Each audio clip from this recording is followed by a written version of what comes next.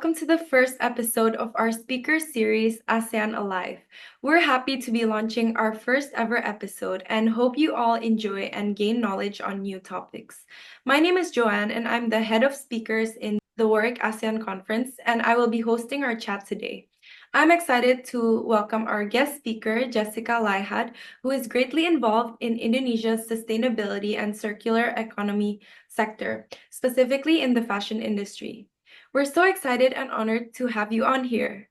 Hi everyone. So my name is Jessica, and currently I am the CEO and co-founder of Sikluscollection and luxeloop, which are platforms that enable its users to sell, buy, or rent secondhand goods.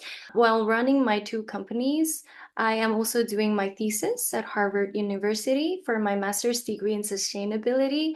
And my thesis will measure the environmental efficacy and social efficacy of luxeloop. Prior to all of this, I used to work for Meta and I was based in their European headquarters.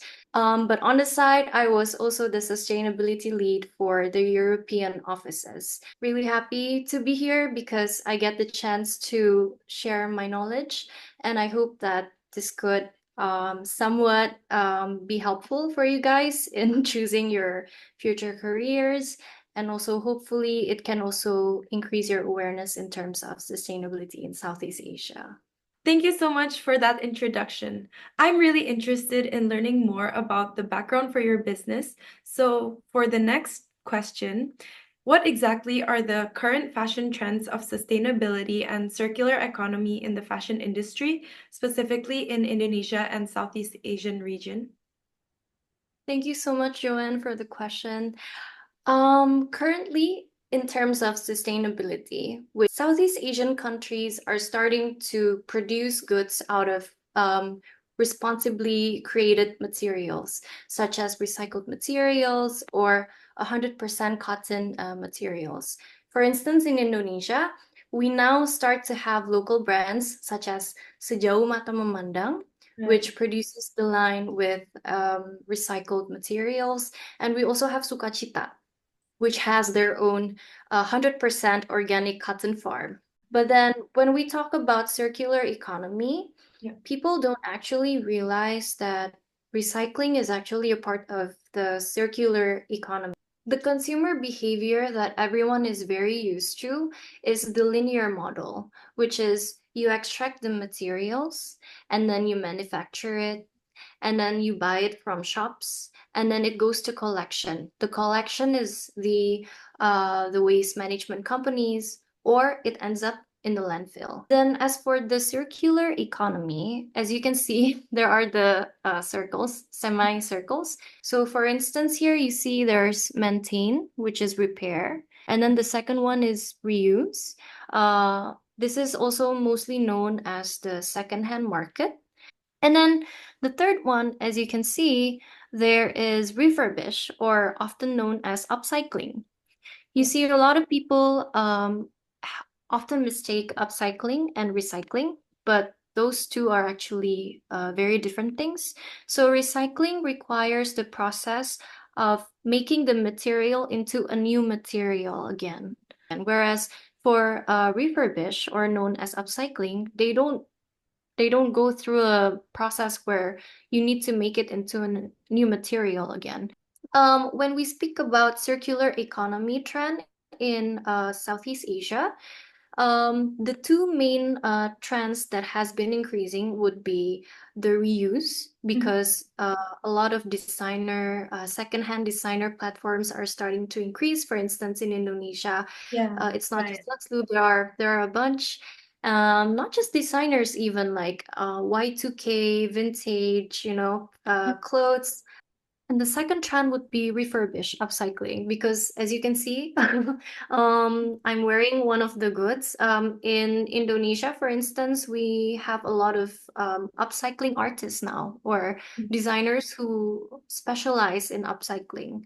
But as for upcycling, the trend is not as big as reuse, or for example, recycling as recycled materials, as I mentioned just now, because the model is usually funky and it's not for everyone.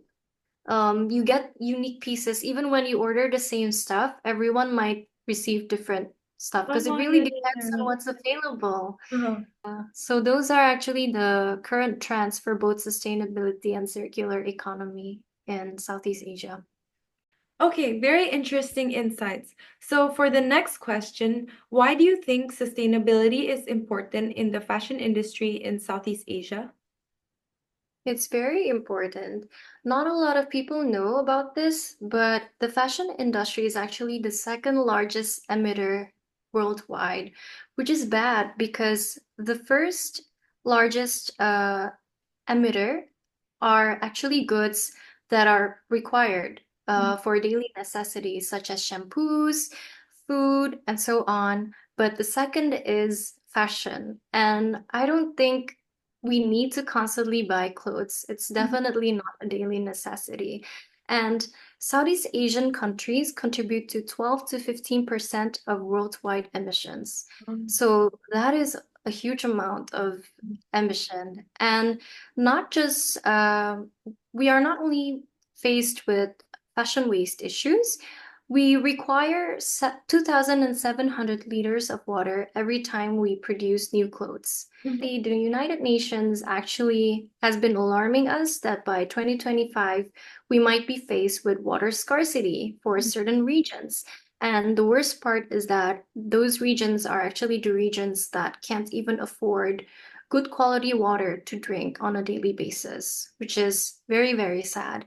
And when companies produce clothes, they oftentimes use artificial coloring, chemical dyes, and after dipping those clothes into the chemical dyes, they would just pour the chemical dyes into the rivers. For instance, in Indonesia, Citarum River, one of our rivers, is actually the most polluted river worldwide. Mhm. So we will not only be faced by scarcity of resources, but we will have a really huge mess to clean in the future if we don't do something about this. I think those are definitely points that we need to consider as consumers and end users of fashion.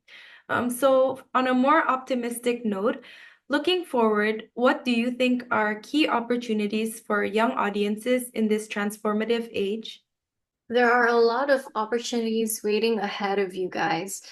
It would be good for you guys to know that in the next few years to come, circular economists actually predict that a lot of green job opportunities will increase, but there will be a scarcity of people who are able to fill in these roles because not a lot of people will be prepared for it. For instance, 300 million job openings will be open for the circular fashion industry, guys. That is just the fashion, only the fashion industry. Wow. As for startups, there are a lot of predictions that startups will focus more on solving sustainability issues, and not just startups, but a lot of conventional companies will have to adjust their Yeah, ways of doing business as well and start right. to implement these strategies because investors are now very detailed about the company's sustainability reporting, about their initiatives in terms of sustainability,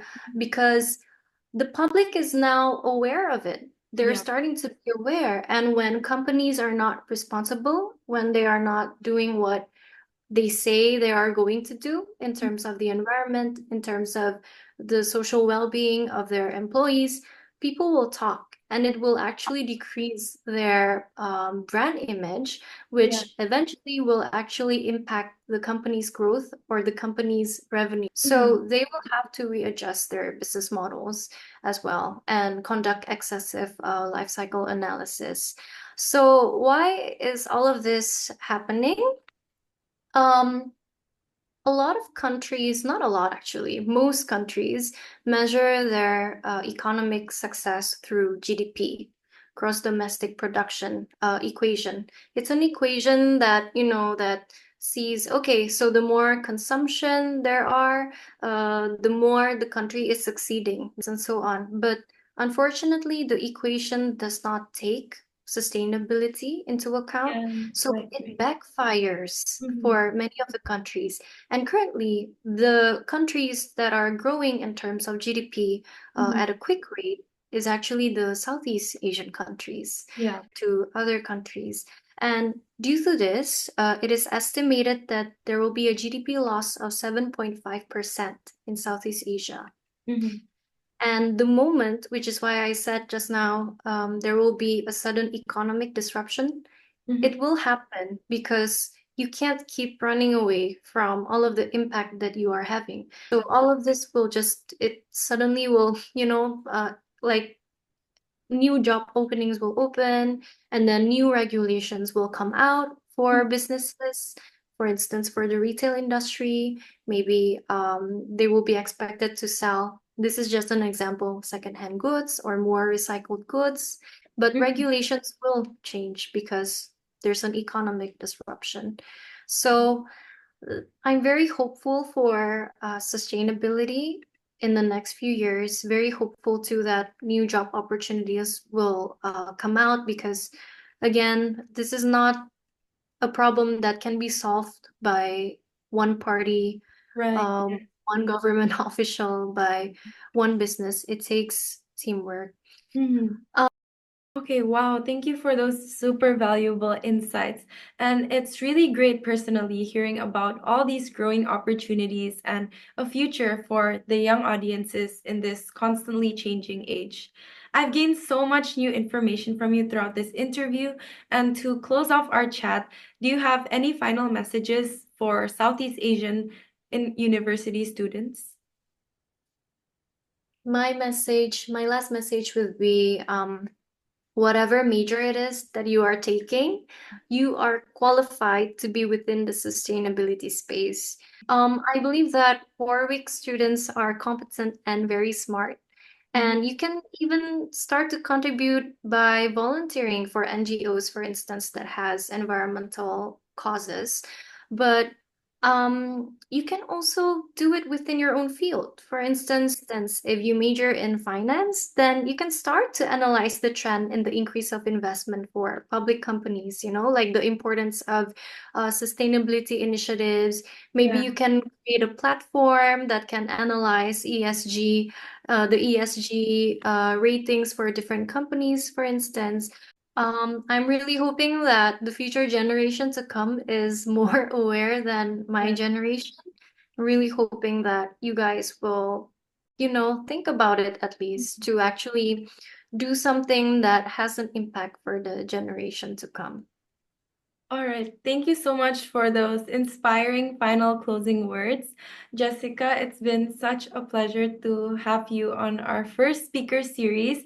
I've gained so much valuable insight, and I hope everyone listening has learned so much more about the trends in sustainability, circular economy, and finding our part within all of this to contribute to its growth.